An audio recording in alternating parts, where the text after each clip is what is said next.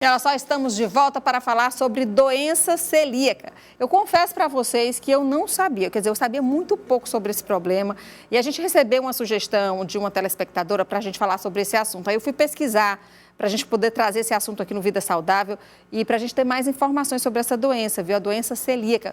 E a gente convidou aqui a gastroenterologista Ana Marta, doutora Ana Marta, para falar com a gente, Ana Marta Moreira, para a gente tentar entender um pouquinho mais que doença é essa. Boa tarde, doutora Ana Marta, seja bem-vinda. A senhora combinou com o nosso look, né? A gente está de verde aqui. É o verde. Nós não combinamos, né, doutora? Não, mas é ficou o mês bonito no mais ar, viu? verde, né? Estamos combinando com o estúdio, viu? Olha só, doutora, seja muito bem-vinda aqui. Obrigada, é um prazer. A gente queria entender um pouquinho mais sobre a doença celíaca. Eu confesso que eu fiquei assim... Abismada. Eu disse, gente, a gente tem que... Mesmo que a gente não tenha ninguém na família da gente, mas a gente precisa ajudar essas pessoas, porque não é só o fato, gente, de se alimentar. Eu descobri que a doença celíaca, as pessoas têm dificuldade para usar o shampoo, para usar produtos cosméticos. Então, assim, o que é a doença celíaca? Eu queria que a senhora começasse já a explicar de uma forma bem simples, para que as pessoas que estão em casa nos assistindo, elas possam entender. A doença celíaca, ela é uma doença autoimune, ou seja, é uma doença onde o próprio organismo produz mísseis de anticorpo contra as células do próprio organismo. Hoje nós sabemos, né, quando ela foi descoberta, foi descrita como uma doença do intestino. A presença do trigo, do glúten presente em cereais como o trigo, a cevada, o centeio, essa proteína, ela estimula o sistema imune a produzir esses mísseis contra as células do intestino. Hoje nós já sabemos que até mesmo lesões de pele e existe também a ataxia, um problema do cérebro autoimune associado à doença celíaca. Ou seja, hoje já sabemos que não só é mais no intestino, mas é uma doença autoimune, onde há ataque do próprio corpo contra o intestino de pessoas que têm o gene para ter a doença celíaca diante do estímulo que é o glúten, presente no trigo, centeia e cevada. Bom, então essa pessoa ela já nasce com esse gene. Sim, e quando já é nasce que com o gene. acontece o gatilho? Geralmente a pessoa descobre que tem a doença celíaca quando? Em qual faixa etária? Perfeita pergunta, porque antigamente se acreditava que a doença celíaca era uma doença de infância. Hoje, mais da metade dos diagnósticos são feitos acima dos 40 anos. Então, apesar de não termos mais esse negócio que é doença de criança, a doença celíaca pode acontecer em qualquer faixa etária. Você pode se tornar celíaco dependendo, então, aí do estímulo ambiental. Ainda não se descobriu qual foi o gatilho, porque uma pessoa se torna e outra pessoa não se torna celíaca. Apenas 30%, apenas não, porque eu acho que é muito. 30% das pessoas que têm o gene da doença celíaca vão manifestar a doença celíaca.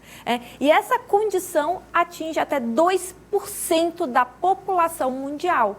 Ou seja, a cada 100 pessoas, 2 são celíacas. Então, você imagina uma escola onde nós temos milhares de crianças.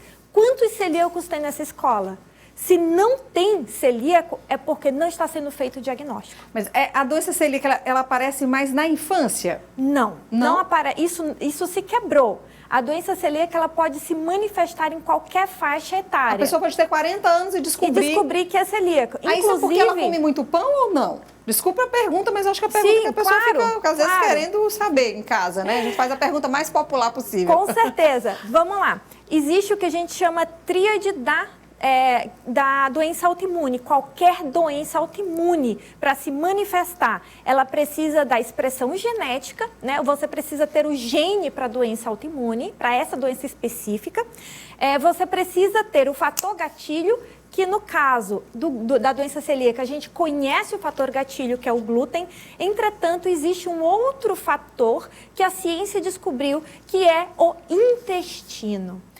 permeabilidade intestinal. E esse é um conceito de um intestino. O nosso intestino ele é a barreira, né, entre o nosso corpo e tudo aquilo que nós comemos e diversos micro-organismos. Se essa barreira está quebrada, eu tenho desregulação do meu sistema imune e com isso favorece o aparecimento de doenças autoimunes. Todas as doenças autoimunes têm um fator intestinal envolvido. Muito bem, doutora. Então vamos para a nossa cartela, gente, que a gente sempre gosta de preparar aqui um material para ficar bem didático. Olha só, sintomas da doença celíaca. Por favor, doutora. Vamos lá. Antes, eu quero só corrigir uma coisa. Mais da metade dos pacientes que são celíacos não apresentam sintomas no sistema gastrointestinal.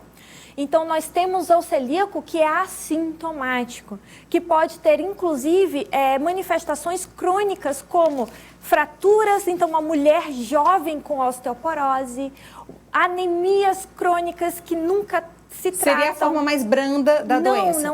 Não existe forma branda. Só que a manifestação no trato digestivo, que é vômito, barriga inchada, perda de peso, diarreia, a falta de apetite, irritabilidade, deficiências nutricionais, ela não é a apresentação mais comum.